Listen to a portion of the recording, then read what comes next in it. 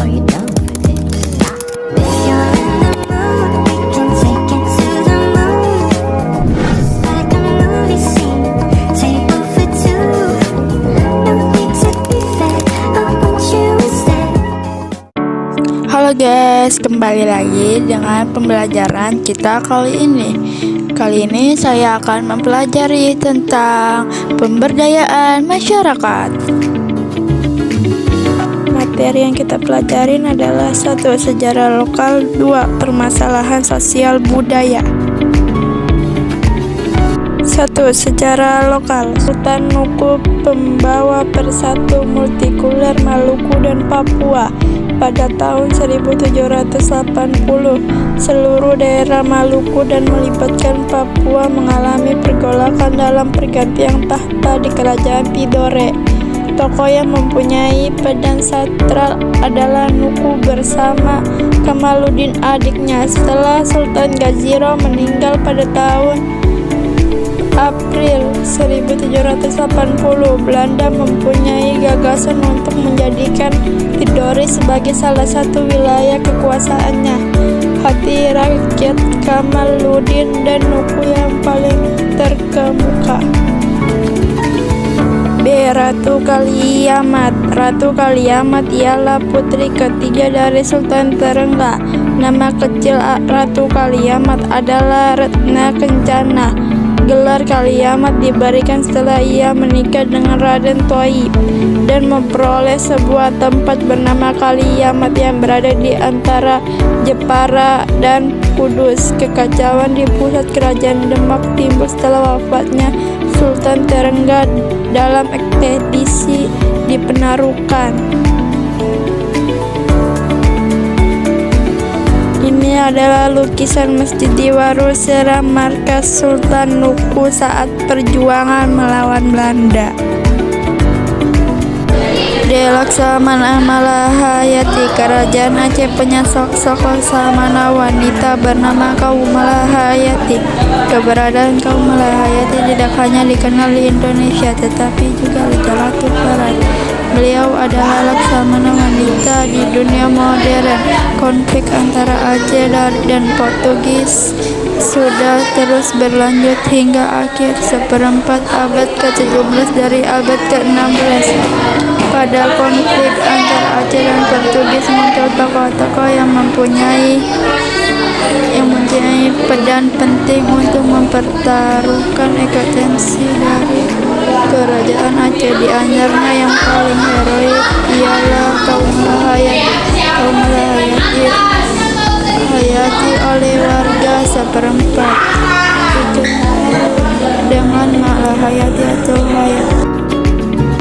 Syarif Abdurrahman. Syarif Abdurrahman adalah putra dari Syarif Husain dan Watina Dayak yang lahir pada tahun 1742. Beliau merupakan cucu dari Syekh Abdurrahman. Sebagai anak muda berparas tampan, Abdurrahman menunjukkan ambisi dan bakatnya.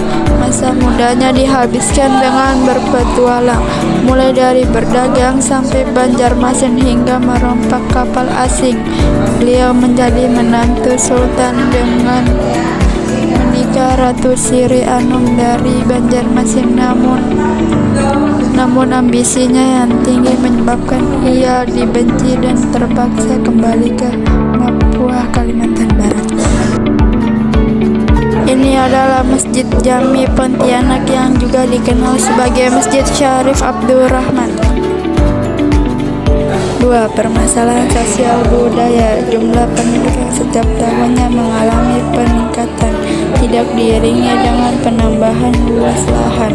Lahan pemukiman untuk tinggal semakin banyak dicari. Perkebunan untuk komoditas pangan turut ditingkatkan. Akibatnya terjadi peningkatan angka ahli fungsi lahan dari tahun ke tahun. Yang semula hutan menjadi lahan untuk pertanian, perkebunan, industri, dan pemukiman.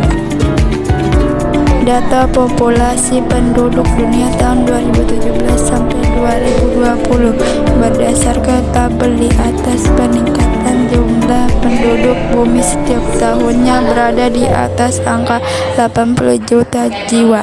Angka tersebut tidak dapat ditekan, maka permukaan bumi ini akan dipenuhi oleh manusia.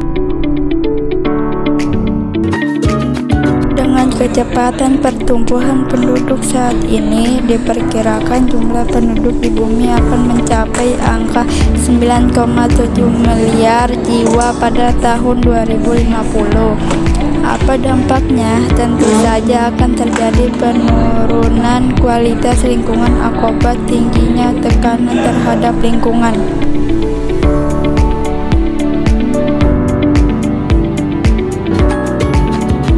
Tabel di bawah menggambarkan laju deforestasi hutan di Indonesia dari tahun 2000 sampai 2017 terhadap luas lahan Indonesia, yaitu 199.619.696 ha.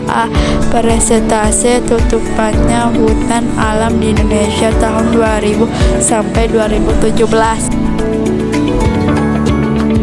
Salah satu fungsi lahan semula beruntuk merupakan daerah resapan air, berubah menjadi lahan perkebunan sawit yang meningkatkan besaran aliran permukaan atau runoff. Akibatnya banjir dan kekeringan terjadi silih berganti di seluruh penjuru negeri. Alih fungsi lahan juga terjadi di area pertanian. Lahan pertanian berupa sawah yang cenderung memiliki harga yang rendah, selanjutnya banyak dibeli dan diburu untuk dijadikan lahan perumahan. B. Kesengajaan sosial dan kemiskinan. Kesengajaan sosial di Indonesia muncul sebagai akibat dari adanya perbedaan tingkat pendapat individu. Erat kaitannya dengan kemiskinan. Perbedaan pendapat memicu inequality atau ketimpangan. Kemiskinan merupakan kondisi seseorang individu yang tidak mampu untuk memenuhi atas kebutuhan dasar.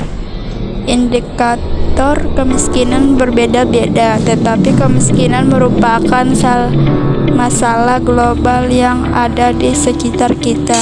Tingkat kemiskinan terdiri dari tingkat yang bervariasi. Bahkan masih sulit untuk mengkategorikan individu di Indonesia sebagai kelompok penerima bantuan pemerintah atau tidak. Kesetaraan gender. Kesetaraan menurut KBBI adalah sederajat atau berada pada tingkat yang sama, kedudukannya yang sama atau tidak lebih rendah antara satu dengan yang setaranya. Perempuan dan laki-laki dapat tercapai saat keduanya memperoleh kesempatan angkat untuk partisipasi, akses, manfaat, dan kontrol yang sama dalam berbagai aspek kehidupan.